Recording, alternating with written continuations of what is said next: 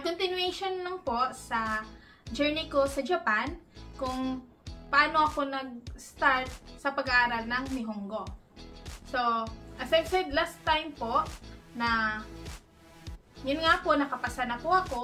So, next po nun is yung agency, na-agents ko na Nihon Kokusai Recruitment Agency, ay hihingi po ng mga needed requirements para sa pag-process ng visa nyo po.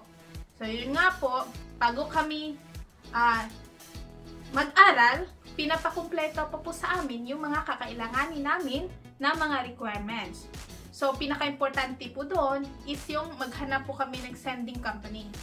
So, yung iba po, yung sending company po kasi is yung parang certificate na nagtatrabaho kasi sa company.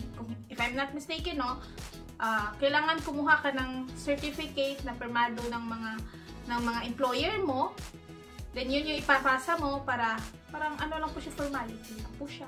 You know, formality lang po siya na nag-work kasi sa company. Kasi that time sa akin, hindi po talaga ako nag-work sa company noon. So ano lang po talaga siya, assist lang sa mga maliit na bakery that time sa Mindanao. So yun nga po, lucky naman ako kasi isa sa mga boys na naging friend ko ay baker po talaga siya. Yun po, nasama niya po ako sa employer niya dati kung saan siya nag-work, kaya hindi po ako nakabayad. Nakatipid po talaga at laking thankful po noon kasi sa time na yon walang-wala po talaga tayo ng ganito. So, thankful po ako ni Alvin, my friend. So, marami pa po. Marami kong binayaran, nagkumpleto kami ng requirements, then another medical. Kasi, kung hindi ako nakalimot, parang hanggang until 4 medicals, then every medicals, tumataas-taas din yung binabayaran nyo kasi marami din chine-check sa inyo. So, ayun. So, gather lahat ng mga requirements, ganito, ganyan. Kailangan mo din ng lahat IDs, ano po ba yung mga kailanganin bago makapasok sa pag-aaral sa Sakura Language School. So, yun nga po, yun yung school namin. So, yung Prudential at saka Nihon Kokusai, since partner naman po sila, isa lang din po yung school namin doon. So, yun po yung Sakura Language School, Japanese language school namin. Doon sa Las Piñas. So, yun nga pala, sa Las Piñas, meron pong malaking compound doon sa mismong sa Nihon Kokusai Recruitment Agency, sa NCRA, meron pong room doon, katabi lang po ng mismong agency, school din po yun. Meron din po doon sa Las Piñas na malapit lang po sa Prudential Agency, doon din po yung school.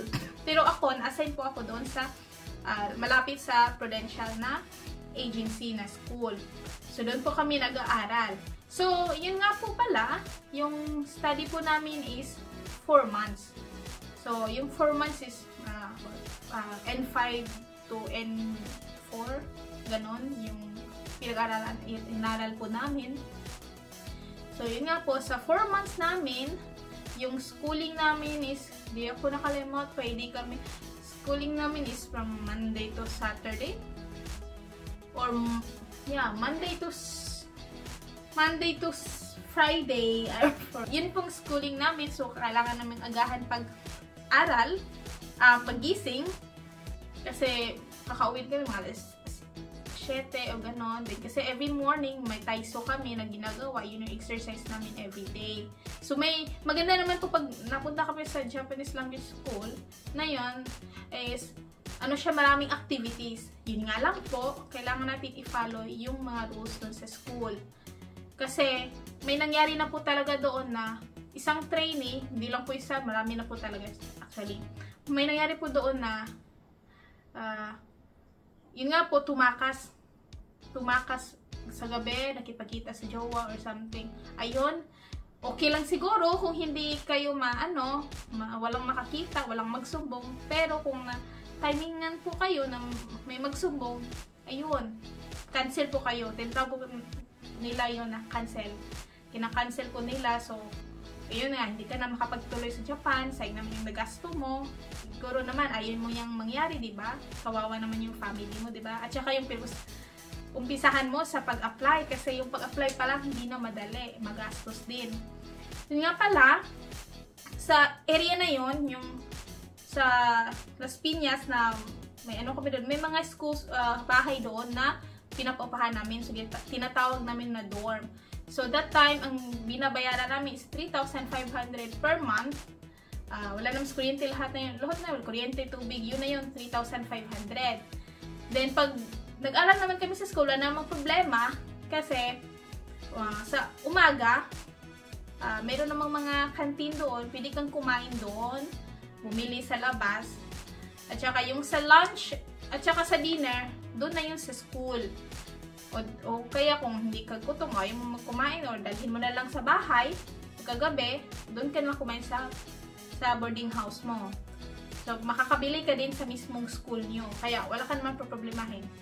Kundi, yung budget lang talaga ang pag-budget. Kasi yung 4 months talaga ay hindi talaga siya, mabilis.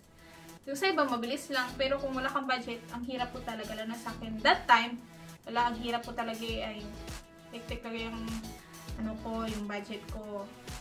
Mahirap po talaga. Aside sa nag-aaral ka pa, pressure, may yung mga kasamahan mo pa, mga kaklase, meron hindi ka makaintindihan or something. Hindi po talaga yan maiiwasan.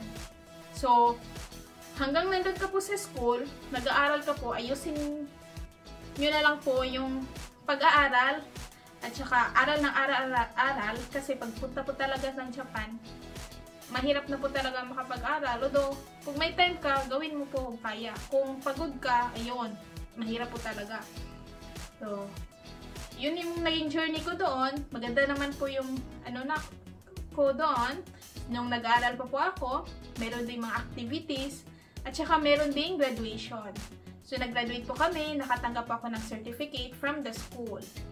So, yun po yung aking journey. So, after doon, waiting na lang po kami ng flight. At saka tinatawag nila na COE. Kasi pag may COE ka na, yun yung pinakalas na kailanganin mo para makalabas ka ng bansa aside sa ticket mo. So, yun po yung aking journey nung pag-aaral ko sa Philippines. Mga kabayan, gusto nyo po magpunta ng Japan? Come and apply. Bye! Hi, Kachulis! Please like and subscribe!